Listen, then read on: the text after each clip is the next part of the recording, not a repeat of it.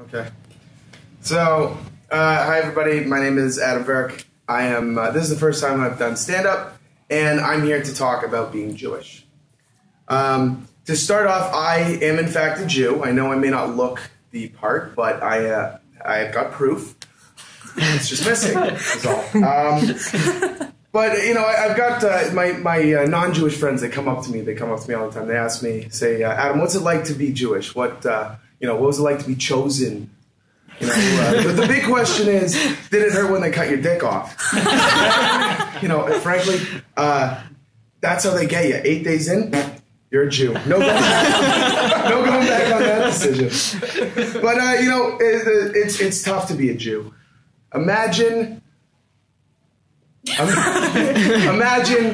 everybody in the world hates you, but secretly wants to be your friend because they might need legal advice. and you know, but you know what, frankly, you know, people have hated the Jews since the beginning of time. You know, you're sitting there being like, oh, well, maybe I don't hate Jews. I don't know what you're talking about. Fine. But I bet someone in your family hates Jews. Probably even killed the Jews. Don't worry, it's okay. Everybody did. I forgive you. But no, the bottom line is it's tough to be a Jew. I was on exchange last year in Germany, and big surprise, it's still very difficult to be Jewish in Germany. It's expensive over there. The exchange rate alone will make you cry, man. Now I know what all those books were talking about. But yeah, and it's particularly tough to be a Jew in Germany because you want to hate everybody, right? You walk around with this agenda like God, these people killed my people. These people killed my people. Then you spend a day there and you're like, these people smoke pot and party until 6 in the morning. This place is awesome. You know, you start off, you're like, these fucking Nazi bastards. You take a bite into a sausage and everybody makes mistakes.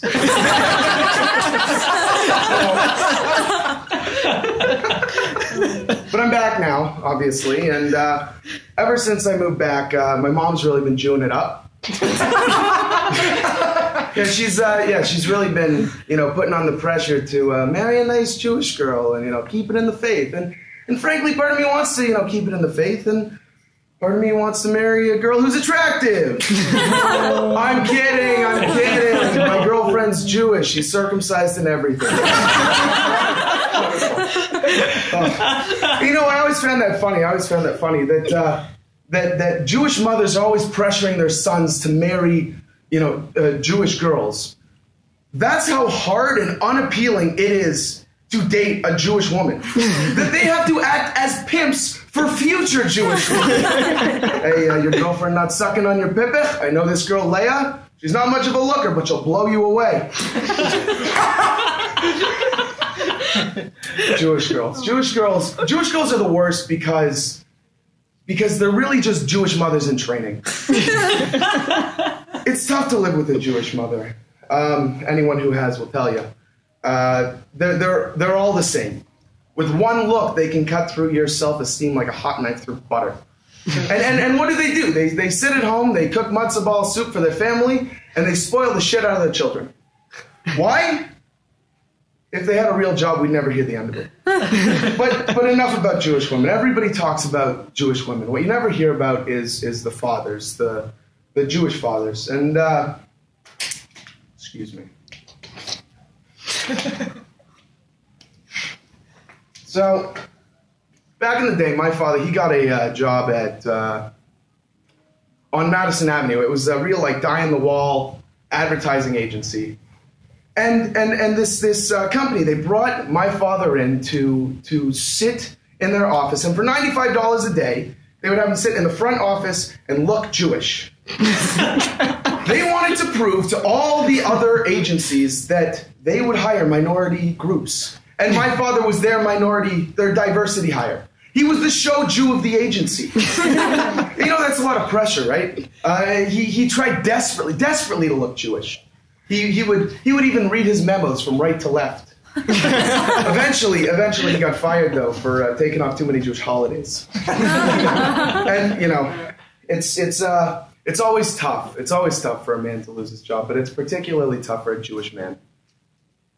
Not because he needs the money, but now he actually has to spend time with his wife. I guess the poor old schmuck does, he can look forward to the perverse antics of his rapidly approaching old age. Take my Zadie, for instance.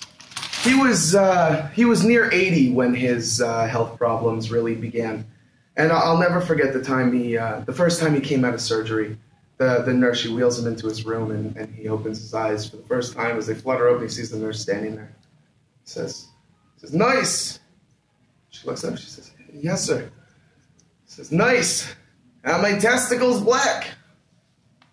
She says, I'm sorry, I'm not authorized, I'm just a trader." He said, "Nice. Are my testicles black?" She said, "Listen, sir, you're going to have to ask somebody else. I'm really not." He said, "Nice. Are my testicles black?" And she could see he was getting agitated. She was scared. She thought he might hurt. He might hurt himself. So she decided, fine, she's going to go over, and she walks over to the bed. She removes the blanket. She goes and inspects him very carefully and fully, and then puts the blanket back and looks over and says, "Sir, everything is fine." And then my Zadie, I'll never forget this. He looks up at the nurse with a grin. He says, "Oh, thank you. That was very nice. Now please listen carefully. Nurse, are my test results back?" That's the thing about Jewish guys, the older we get, the dirtier we get. Anyway, that's all the time I have. Thank you so much.